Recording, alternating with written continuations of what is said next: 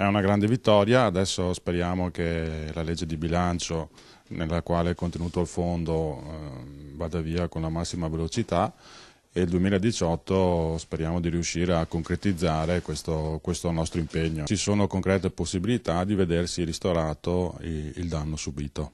Ricordiamo che è rivolto agli azionisti. È rivolto agli azionisti, questa è la prima volta che succede al mondo dove appunto c'è un fondo a disposizione degli azionisti.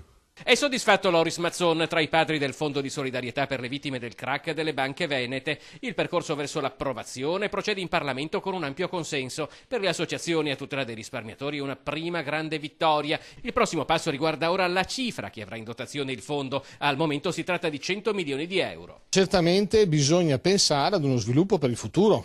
Perché 100 milioni di euro di sicuro non ristorano la platea di 210.000 soggetti che sono rimasti defraudati da queste vicende. Di che cifra stiamo parlando? La Regione Veneto nella commissione d'inchiesta aveva stimato una cifra nel complessiva di 19,7 miliardi di euro.